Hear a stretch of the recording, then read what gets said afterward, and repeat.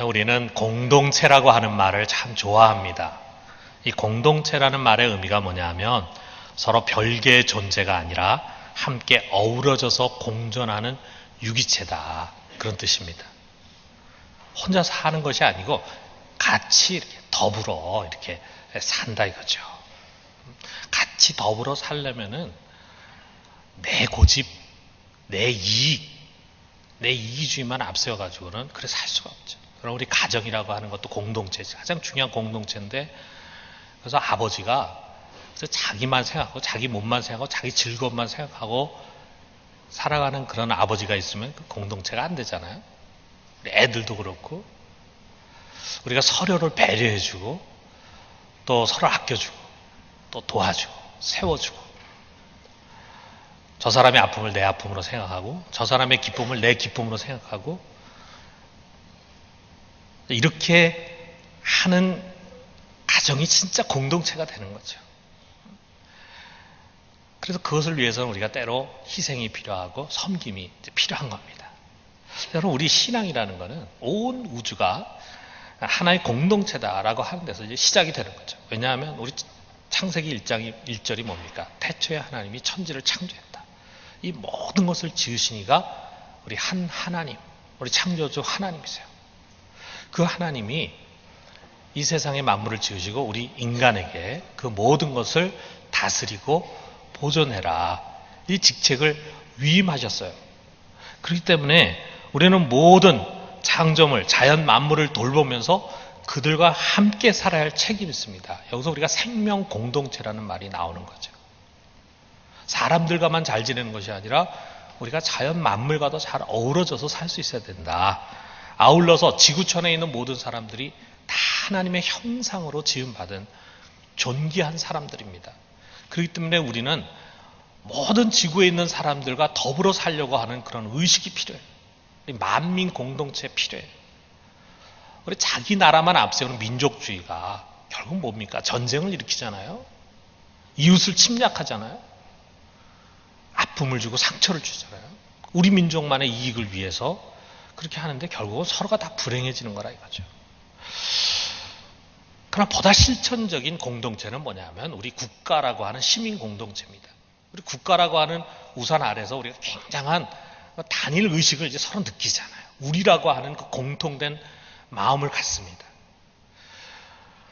이 국가라고 하는 것이 단순히 이기적인 집단들의 이해관계를 앞세운다면 오히려 국민들에게 고통과 억압을 주는 권력 집단이 될 수 있어요. 그래서 하나님이 이 국가 안에 공권력도 허락하고 권력자도 세운 것은 그들로 하여금 모든 국민들이 더불어서 어느 누군가 소외된 사람 없이 더불어서 함께 행복한 국민들이 될 수 있도록 그러한 자들을 세웠다 이거죠.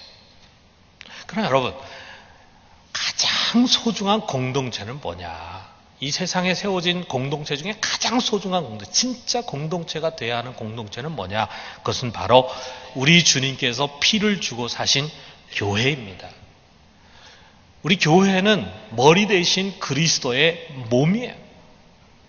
그분이 이 몸을 세울 때, 우리 교회를 세울 때는 값없이 세운 게 아니에요. 자기 값을 지불하고 자기가 먼저 솔선수범해서 희생하시고 피 흘리고 살을 찢겨주셔서 그 터 위에 교회가 섰어요. 그래서 우리 교회는 기본적으로 이타적인 집단들, 은혜를 받았기 때문에 그 은혜를 서로에게 나눠주려고 하는 생각을 가진 사람들에 의해 세워지는 거예요. 그 머리에는 모든 희생에 앞장서신 그리스도께서 계시고, 그리고 우리 가운데 부어주신 성령께서 우리 각 사람 속에서 역사하면서 우리를 하나로 묶어주십니다. 그런 신비한 공동체예요. 그렇기 때문에 성도들은 그 안에서 한 사람 한 사람 아주 깊이 결합이 되어 있습니다. 그래서 이 교회가 하나님과 교회 사이에 빛과 소금으로 세워졌어요. 그렇기 때문에 교회는 무엇보다도 가장 이상적인 공동체의 모습을 세상 속에 줄 수 있어야 합니다. 세상이 우리 교회를 보면서 참 거룩하다. 교인들이 참 다른 사람보다 착하게 산다. 죄를 안 짓고 산다. 이런 걸 통해서 도전받아야 합니다. 그러나 그 못지않게 이 교회라고 하는 것, 수많은 사람들이 모여있는데 이 교회는 정말 공동체다. 공동체. 함께 어우러지고 함께 공존하고 더불어 살아가는 가장 이상적인 공동체다라고 하는 모습을 교회 속에서 보면서 우리도 저렇게 공동체를 세워가야 된다라고 하는 도전을 받아야 합니다. 교회가 그것을 세상에 줄 수 있어야 합니다. 그런데 우리가 이 공동체성을 세워가는데 가장 중요한 요소가 있어요. 뭐냐? 그 공동체 안에 연약한 지체들을 어떻게 대하느냐. 우리가 고린도전서 12장에도 교회 여러 가지 지체에 관한 이야기가 나오는데 거기서도 보면 우리 하나님께서는 가장 연약한 지체들을 가장 귀한 것으로 입혀줘서 모든 지체가 공통되게 동등하게 만드신다. 이런 표현이 있어요. 어느 공동체든지 그 공동체 속에는 정말 힘이 있고 그리고 건강하고 잘 되는 그런 지체도 있기 마련입니다. 그런데 공동체가 그런 사람 중심으로 움직여가면은 그건 진정한 공동체 될 수 없어요. 약한 자들, 연약한 자들, 그러한 사람들이 소외되지 않고 그리고 다른 지체들과 잘 융화하면서 행복한 구성원이 되게 하는데 공동체 성패가 달려있어요. 이거 못하면 그건 공동체가 아니에요. 우리 교회 안에도 보면은 참 이런 연약한 지체들이 항상 있지 않습니까? 이제 막 새로 오는 그런 교인들도 있겠고요.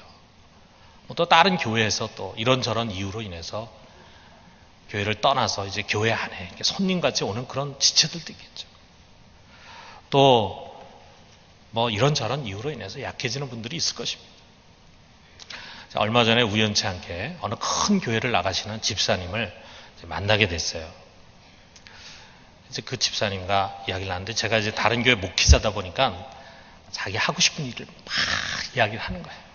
하는데 이분이 이제 과거에 사업이 잘 될 때는요, 교회나 소그룹에 적극적으로 참여하고 뭐 교회 일을 제일 우선하고 누구보다도 봉사 많이 하고 헌금도 많이 하고 헌신도 많이 하고 열정적으로 교회를 했어요.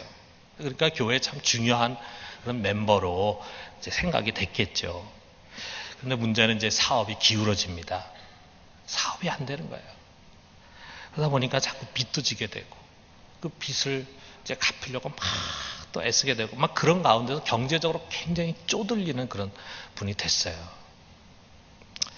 이제 기도하면서 어떻게든지 여기서 좀 탈피하고 벗어나려고 애쓰면서 또 다른 한편으로는 지금 자신에게 주어진 이 현실을 좀 믿음으로 해석하려고 애쓰고 막 그러는데 참 이 고난의 시간이 너무 길어지는 거예요. 길어지다 보니까 당연히 많은 내적인 혼란, 그런 고통, 그래서 겪고 있고 제가 보기엔 너무 지쳐있는 모습이 보입니다. 자, 그러다 보니까 어떻게 되겠어요? 과거와는 달리 교회 생활이 점점 위축이 되는 거죠. 과거와는 달리 교회 화려함이라는 것이 자기가 굉장히 낯설게 여겨지는 거예요. 자기하고는 뭔가 맞지 않는, 왜냐하면 자기는 늘 쪼들리니까. 교회에 뭔가 풍성함이라는 거, 그런 것들이 이제는 과거에는 안 그랬는데 이제는 점점 이제 남처럼 생각이 되는 거예요. 자기하고는 굉장히 낯설어 있는 모습들로 생각이 되는 거예요. 그래서 교회라는 것이 뭔가 잘 되고 안정적인 사람들을 위해서 돌아가는 것 같은 그런 느낌을 이제 받는 겁니다. 그 큰 교회에 자기가 설 자리가 없다, 이런 생각이 드는 거죠. 소외감을 느끼는 거죠. 그래, 제가 그 이야기를 들으면서 참 많은 걸 생각했습니다. 우리 교인 중에는 이런 집사님 같은 분이 없을까? 왜 없겠습니까? 있겠죠. 누구나 이런 연약한 자리에 설 때가 있을 것입니다. 경제적으로 쪼들리거나 또는 가정에 큰 풍파가 일거나 어려운 질병에 걸리게 되면은 모든 것이 다 이제 위축이 되는 겁니다. 더 이상 교회에 생동감 있는 흐름에 같이 하지를 못해. 그래서 뒤처지거나 또는 구석으로 물러나게 되는 것입니다. 지금 이런 지체들을 우리가 얼마나 잘 끌어안고 도와주느냐. 그렇다고 해서 우리가 그 사람의 모든 생활비를 다 책임지고 그 사람이 다시 사업이 일어날 수 있도록 교회가 돈을 대주고 이런 건 우리가 할 수 없죠. 그렇지만 우리 교회로서 우리 공동체로서 우리가 할 수 있는 일을 우리가 찾는 거예요. 그걸 통해서 우리가 얼마나 잘 그를 끌어안고 그리고 그를 회복시켜서 다시 세워주느냐. 이것이 교회 공동체의 건강성을 말해주는 것입니다. 이런 관점에서 우리가 이 룻기를 한번 주목할 필요가 있어요. 아마 이런 관점에서 여러분 룻기를 읽어보신 분이 별로 많지 않을 거예요. 여러분 이게 한 몰락한 가정이 이 이스라엘이라고 하는 공동체를 통해서 어떻게 회복돼 가는가 하는 것을 보여주는 아주 은혜로운 성경입니다. 여기에 나옴이라는 여자 주인공이 등장하죠. 그 나옴이라는 뜻이 뭐냐면 기쁨이라는 뜻입니다.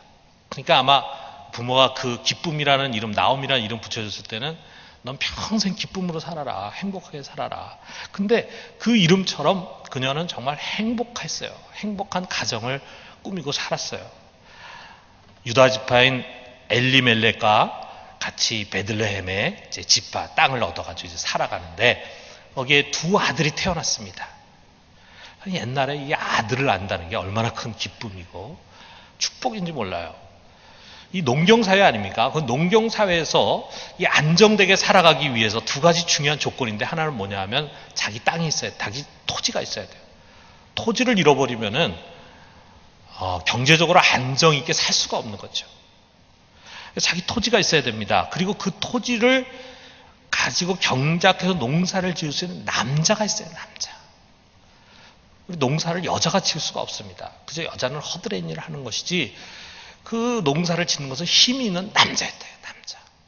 그래서 아들 낳는 게 여러 가지로 중요했어요. 지금 우리 농경사회가 아니니까 부처의 아들을 꼭 낳아야 된다 이런 생각을 뭐 안 가는 사람 많잖아요. 이제는 오히려 딸 낳는 걸 원하는 사람이 많더라고요. 맞죠 여러분? 네. 근데 옛날에는 진짜 남자가 중요했습니다. 그런데 우리가 그런 차원에서 보면은 여기 나오민의 가정은 땅도 있고 그리고 이 땅을 개간할 수 있는 건장한 남자가 3사람이나 있어요. 자, 그러다 보니까 자연히 이 나오미의 가정은 풍족하고 유복했습니다. 우리가 풍족했다라는 표현을 하고 있어요. 그래서 어떻게 보면 아마 이 베들레헴 커뮤니티에 그들은 중심에 있었을 것이고 유력한 사람들이 있을 것이다. 우리가 이렇게 생각할 수 있습니다. 그런데 어느 해 그 땅에 가뭄이 찾아왔습니다. 이제 여기서부터 문제가 되는 거죠. 가뭄이 이제 왔어요. 그랬을 때 이 나오민의 가족은 말이죠. 큰 짐을 쌌어요. 그리고는 모압이라고 하는 외국 땅으로 이민을 가버렸습니다. 근데 우리가 보면은 진짜 살 수 없었으면은 나오민에만 간 것이 아니라 다른 사람 다 갔을 거예요. 그런데 보면은 다른 고향 사람들은 그 가뭄을 참고 인내하면서 끝까지 극복을 한 거예요. 그런 것을 볼 때 이 나오미 가족의 결정이 좀 성급했다. 그리고 믿음의 결정이 아니었다. 믿음을 쫓아서 결정한 것이 아니라 그들의 세상적인 가치관에 의해서 짐을 싸고 간 것입니다. 그들은 그 당시에 이방에서 살려고 할 때 얼마나 많은 대가를 치러야 하는가 하는 것을 깊이 생각하지 않은 거예요.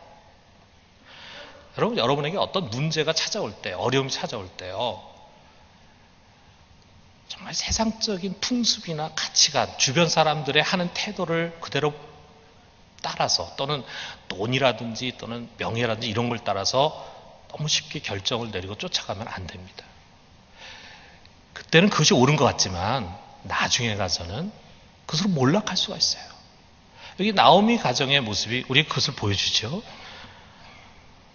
얼마 가지 않아서 그 남편이 그만 죽고 말았습니다.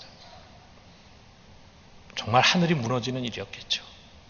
그리고 두 아들이 이방인 여자하고는 결혼해서는 안 된다는 율법의 가르침을 어기고 모압 여인과 결혼을 해버렸어요. 뭐 그럴 수밖에 없었겠죠. 그 뭐 모압 땅에 이스라엘 여자가 있었겠어요? 그래 거기 가서는 안 되는 거죠. 그런데 간 거죠. 가니까 모압 여자들밖에 없으니까 어떡합니까? 하나님 모르는 모압 여자들하고 결혼할 수밖에 없는 거죠. 그러면서 모압에 들어간 지 10년 정도 됐을 때 이 두 아들이 그만 죽고 말았습니다. 가정에 남자들이 있어야 된다. 물론 뭐 일꾼으로 쓰기 위해서 남자도 있어야 된다. 그런 뜻이 아니라 근데 그 남편과 두 아들이 그냥 죽고 만 거예요. 그랬으니 그 나오미의 그 슬픔과 상처와 고통이 얼마나 컸겠어요. 그리고 이제 앞으로 어떻게 살아갑니까? 땅이 있어도 농사를 지을 수가 없는 거죠. 아마 그곳에 더 이상 있고 싶지 않았을 거예요. 또 들려오는 소문에 이제 다시 가뭄이 떠나가고 이제 풍년이 왔다 하는 소식을 듣고 이 나오미는 이제 귀향을 결심합니다. 그런데 그 며느리가 둘이 있는데 그 중에 한 명은 룻은 자기 죽으면 죽었지 어머니하고 헤어지지 않습니다. 자기 어머니와 함께 살고 함께 죽겠습니다. 아주 확고한 결단을 하고 있는 것을 보고 그 며느리 룻을 데리고 그는 베들레헴으로 돌아왔습니다. 돌아왔을 때 마을 사람들이 10년 만에 귀향이잖아요. 그런데 사람들이 뭐라 하냐면 이게 나오미냐? 이렇게 묻는 거야. 이게 나오미냐? 환영은 하는데 이게 나오미냐? 그러니까 얼마나 그 모습이 초라한 모습으로 변했으면 사람들이 알아볼 수 없을 만큼 됐다 이거예요. 이게 나오미냐? 그러니까 나오미가 이렇게 말합니다. 20절에서 21절에 보니까 나를 나오미라 부르지 말고 나를 마라라 부르라. 이는 전능자가 나를 심히 괴롭게 하셨습니다. 내가 풍족하게 나갔더니 여호와께서 내게 비어 돌아오게 하셨느니라. 여호와께서 나를 징벌하셨고 전능자가 나를 괴롭게 하셨거늘 너희가 어찌 나를 나오미라 부르느냐. 나오미는 기쁨이라는 뜻이고 마라는 괴로움이라는 뜻이라고. 이제 나는 나오미라는 이름을 불리움을 받을 자격이 없다. 내 인생은 기쁜 인생이 아니라 괴로운 인생이다. 이렇게 이제 이야기하는 거예요. 그러니까 풍족했던 나오미가 빈털터리가 돼서 돌아왔습니다. 하나님의 축복을 받았다고 모든 사람들이 부러워했던 그 가정이 말이에요. 졸제 하나님의 징계로 가장 불행한 가정이 되어서 돌아온 것입니다. 하나님의 말씀보다도 세상적인 가치관을 우선하는 어리석음과 불순종의 결과죠. 과거 베들레헴 커뮤니티의 중심에 서 있던 이 가정은 이제 저기 변두리로 밀려나게 되고 만 거예요. 자, 이제 이 베들레헴에 돌아왔지만 이 두 과부가 살 수 있는 길이 뭐가 있습니까? 이들이 살 수 있는 길이 없습니다. 그러니까 어떻게 합니까? 농사는 지을 수 없으니까 남이 농사를 지어가지고 곡식을 거둘 때 거기에 떨어지는 이삭들이 있는데 그 이삭들을 주워가지고 그것으로 이제 끼니를 연명해서 살아가야 되는 거예요. 그러니까 이들은 그야말로 이스라엘의 극빈층으로 전락하고 만 것입니다. 자, 그런데 말이죠. 이 아무 희망이 없는 나오미를 하나님 불쌍히 여기는 거예요. 하나님은 정말 자비와 긍휼의 하나님. 아무리 우리가 죄를 짓고 욕심에 의해서 그릇된 길을 가서 망하는 일이 생긴다 할지라도 하나님은 우리를 다시 품어주시고 끌어안아주시고. 그런데 하나님이 어떻게 이 나오미를 회복시키냐면 이스라엘의 공동체를 통해서 그를 살리는 거예요. 이스라엘은 이런 낙오자를 구제하고 회복시킬 힘을 가진 공동체였습니다. 지금 유대인들도 그렇잖아요. 어느 곳을 가든지 유대인은 자기 동족을 도와줍니다. 거기서 자립해 살 수 있도록 도와주는 그런 힘이 그게 하루아침에 만들어진 게 아니에요. 이 성경에 깊은 뿌리를 두고 있습니다. 이를 위해서 준비시킨 사람이 누구냐면 바로 죽은 남편 엘리멜렉의 가까운 친족인 보아스였습니다. 자, 공동체가 어떻게 이 나오미를 회복시키는지, 다 망해버린 나오미를 어떻게 회복시키는지, 거기에 보아스의 역할이 무엇인지를 우리가 한번 돌아봐요. 자, 우리가 출애굽부터 한번 생각을 하면은 이스라엘이 출애굽을 했을 때는요, 땅 가진 사람이 한 사람도 없었습니다. 땅이라는 게 없죠. 거기서 다 놓고 왔으니까, 또 거기 노예로 살았으니까 자기 땅이 있을 수가 없죠.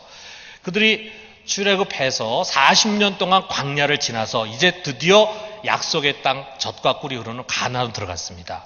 들어갔을 때 그 앞에 제일 선두에 서가지고 지휘한 사람이 여호수아인데, 하나님이 여호수아에게는 중요한 사명이 뭐냐면 이스라엘을 요단강을 건너서 가나안 땅에 들어가게 함과 동시에 그 가나안 땅에 들어갔을 때 모든 지파, 모든 가족들에게 공정하게 땅을 분배하라 이거였어요.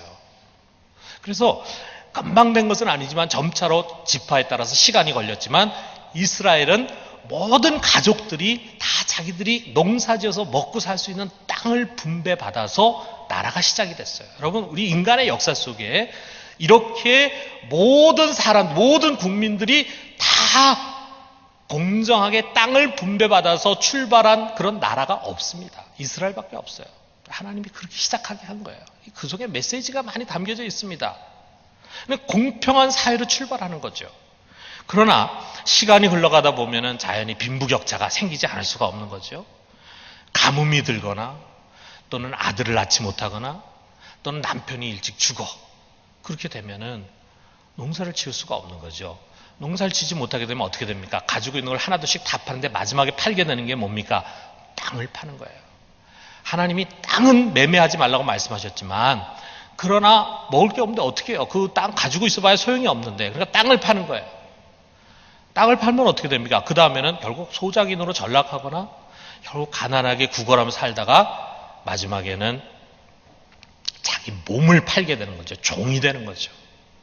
그러면 이제 정말 처음에는 다 똑같이 시작을 했는데 점점 시간이 흘러가면서 부자들이 생기고 대지주들이 생기고 나중에 소작인이 생기고 또는 종으로 전락하는 사람들이 생기는 거예요. 자, 이렇게 되면 그 사회가 공동체가 될 수 없다. 그래서 하나님께서 이러한 이스라엘을 가난하게 되는 사람들을 구제하도록 다양한 제도를 명하셨습니다. 그 중에 하나가 바로 기업 무르기라고 하는 거예요. 기업 무르기, 이게 뭐냐? 레위기서 25장 24절에서 25절에 보면은 이렇게 말씀합니다. 너희 기업의 온 땅에서 그 토지 무르기를 허락할지니 만일 내 형제가 가난하여 그의 기업 중에서 얼마를 팔았으면 그에게 가까운 기업 물을 자가 와서 그의 형제가 판 것을 물을 것이요 그랬어요. 여기 기업 물은다는 게 무슨 말이냐면 이런 거예요. 갑이라는 사람인데 이 사람이 너무 가난해가지고 땅을 팔 수밖에 없어. 그래서 땅을 팔았습니다. 누군가에게 팔았어요. 자, 땅이 없으니까 이제 앞으로 어떻게 될 건가 뻔하죠. 가난해지는 거죠. 그런데 그의 동생이 좀 여유가 있어요. 그러면 어떻게 하느냐면은 그 동생이 그 땅을 되사오는 거예요. 사와가지고 자기 갖는 게 아니라 자기 형에게 주는 거예요. 그래서 다시 그 땅을 가지고 시작할 수 있도록 도와주는 거예요.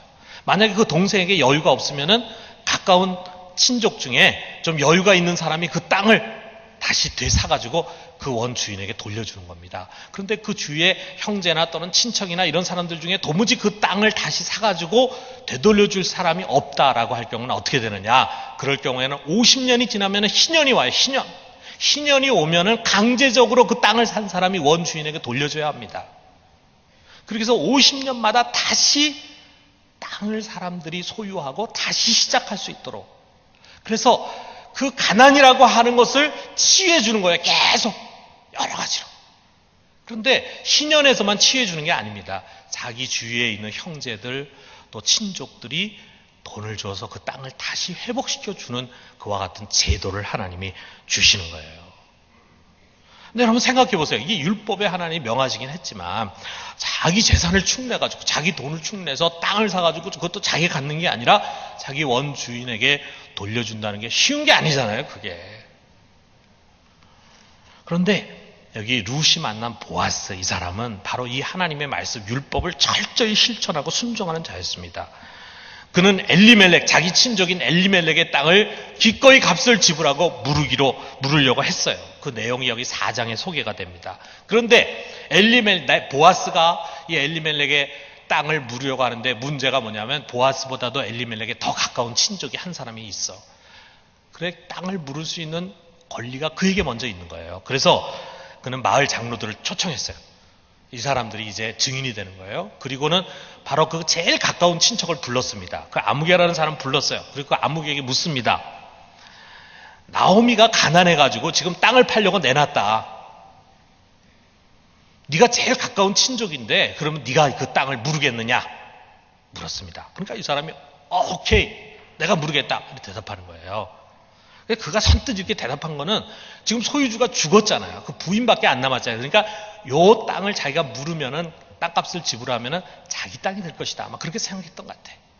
그러니까 내가 물으겠다 이렇게 얘기했습니다. 그런데 보아스는 보다 더 정확한 율법을 알고 있었어요. 그가 뭐라고 얘기냐면 당신이 그 땅을 사게 될 때 그 땅은 당신 땅이 아니다. 죽은 엘리멜렉의 가족의 기업이 돼야 된다. 그러기 위해서는 그 땅을 개간하고 기업을 이어갈 자손을 낳아줘야 된다. 그러기 위해서는 지금 둘 다 과부기 때문에 자식을 낳을 수가 없는데 네가 젊은 과부인 룻과 결혼을 해서 그 사이에서 애를 낳게 해가지고 기업을 잇게 해야 된다. 이렇게 얘기했습니다. 그래서 깜짝 놀란 거죠. 자기는 그것까지는 몰랐죠. 사람이 계산을 합니다. 가만히 계산해 보니까 네가 한마디로 말하면 이 죽 써서 개 주는 거라.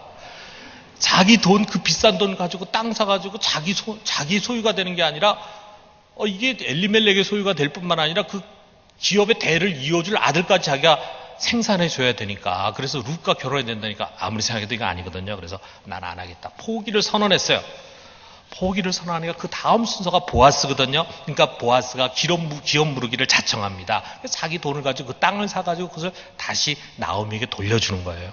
그리고 룻을 아내로 맞이해가지고 그리고 이 부부 사이에서 아들이 태어나고 그 아들은 나오미의 품에 안기고 나오미가 그 아들을 키우게 됐어요. 야, 남편 죽었죠. 자식 죽었죠. 대가 끊겼죠. 땅을 다 잃어버리게 됐죠. 그런데 하나님이 기가 막힌 방법으로 이 나오미를 회복시켜 주더라 이거죠. 자, 이 놀라운 모습을 보고 마을에 있는 여인들이 이렇게 찬송했습니다. 룻기 4장 14절 15절 보니까 자, 우리 같이 한번 읽읍시다. 찬송할지로다 여호와께서 오늘 내게 기업 물을 자가 없게 하지 아니하셨도다. 이 아이의 이름이 이스라엘 중에 유명하게 되기를 원하노라. 이는 내 생명의 회복자이며 내 노년의 봉양자라. 곧 너를 사랑하며 일곱 아들보다 귀한 네 며느리가 낳은 자로다 하니라. 이 아이가 정말 유명한 아이가 되길 원한다라고 했는데 그 아이가 정말 유명한 아이가 됐습니다. 이 아이의 이름이 오벳인데 그는 다윗 왕의 할아버지가 됐더라 이거죠. 그러니까 그 자녀 속에서 왕족이 태어나고 그 속에서 메시아가 오게 되는 그런 영광의 가문이 되는 것입니다. 자, 우리의 주인공은 마라에서 다시 나오미로 회복이 됐습니다. 누굴 통해서 됐냐? 먼저 그를 긍휼하게 여기신 우리 하나님을 통해서 그가 회복이 된 거죠. 그렇습니다, 여러분. 우리가 이 성경을 읽으면 참 하나님이 이 몰락한 처자들을 얼마나 긍휼하게 여기시는가 하는 것을 보게 됩니다. 하나님은 어떤 연유에서 굴러떨어졌건 넘어진 그의 자녀를 다시 끌어올리는 분이십니다. 성경 그것을 우리에게 확신시켜요. 사람에게는 길이 안 보입니다. 방법이 없습니다. 여기에 있는 두 과부가 살아날 수 있는 방법이 뭐가 있습니까? 안 보이죠. 그러나 하나님은 기가 막힐, 우리를 회복시킬 기가 막힐 방법을 갖고 있는 거예요. 여러분 이거 믿으십니까? 아마 우리 중에서 지금 굴러 넘어지고 구덩이에 빠지고 과거를 회상하면 기가 막히고 과연 내가 여기서 벗어날 수 있을까? 절망감이 찾아오는 그런 성도님들 계시면은 룻기가 있습니다. 우리 하나님께서 여러분을 언젠가 이 깊은 수렁에서 건져내시고 견고한 반석 위에 세워주실 것입니다.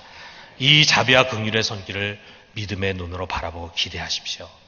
아울러서 이 마라에서 나오미로 회복시키는 것이 바로 이스라엘 공동체의 저력이었고 그것을 명하신 하나님께 순종하는 보아스였다고 하는 것을 우리가 또 보게 돼요. 이처럼 율법과 이스라엘은 가난한 자, 떨어진 자를 다시금 그 공동체 속에 회복시키는 힘이 있었습니다.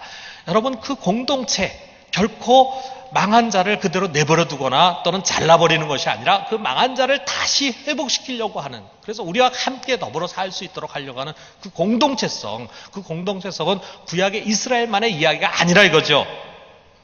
그것은 바로 초대교회 예루살렘 교회의 핵심 가치였습니다. 그래서 거기에 있는 성도들은 자기의 재산을 팔아서 그것을 어려운 사람들에게 나눠주고 구제하는 것을 통해서 핍절한 성도가 없었다. 먹을 것이 없어가지고 굶주리는 성도가 하나도 없었다 이거예요. 여러분 이 공동체성이야말로 오늘날 우리 시대, 우리 사회 속에 정말 필요한 것이고 그리고 우리 교회에 말할 나위 없이 필수적인 것입니다. 여러분 교회 안에는 언제나 나오미들이 있기 마련입니다. 한때는 나오미 기쁨이었지만 지금은 마라 쓴 인생이 된 사람들이 있어요. 약해진 사람들이 있어요. 어떤 이유에서건 소외감을 느끼는 사람이 있기 마련입니다. 이들을 어떻게 교회가 위로하고 이들을 어떻게 끌어올려서 힘을 얻게 해줄 수 있을까? 어떻게 다시금 용기와 헌신을 회복할 수 있을까? 여러분 우리가 이것을 가지고 함께 고민해야 돼요. 우리의 눈을 돌려서 돌아봐요. 분명히 떨어진 자가 보일 것입니다. 외로운 자가 보일 것입니다. 소외감을 느끼는 자가 있을 것입니다. 우리가 그런 사람 다 끌어안고 돌아봐야 합니다. 그리고 교회는 구제 시스템을 더욱 공고히 해야 돼요. 여러분, 우리 교회 구제의 첫 번째 대상은 교회 밖의 사람이 아닙니다. 교회 안의 사람입니다. 그리고 그 다음이 교회 밖의 사람이에요. 이게 성경의 원리입니다. 여러분, 성경에서 구제 사역을 한 예루살렘 교회나 또는 초대교회 모습 보면은 제일 먼저 교회 안에 핍절한 자들을 구제했어요. 그리고 교회 밖에 있는 사람들을 또한 섬겼습니다. 교회 구제뿐만이 아니라 우리 각 지체들의 나눔이 중요합니다. 우리 목장이나 또는 기관이나 개인적인 관계 속에서 어려운 사람 보면은 자기 호주머니에서 좀 내어줄 수 있는 그러한 사랑의 마음이 필요합니다. 물질을 통한 교제가 활발히 나뉘어져야 돼요. 여러분, 주님이 사신 그의 피로 산 교회는 하나의 공동체입니다. 성령은 우리를 하나로 묶어주십니다. 하나는 관념적인 것이 아닙니다. 우리는 함께 더불어 어떻게 우리의 믿음의 삶을 함께 해나갈까, 이것을 위해서 항상 고민해. 우리가 그렇게 한다고 해서 완벽한 것을 추구할 수는 없겠지만 조금 더 같이 갈 수 있도록 하기 위해서 수고하고 노력해야 해요. 우리는 하나님의 권속, 하나님의 자녀들이다 이거죠. 같은 가족이다 이거죠. 그래서 우리 특별히 부산중앙교회는 함께 웃고 함께 우는 은혜로운 교회 공동체로 세워질 수 있도록 함께 노력하기를 주님의 이름으로 축원합니다.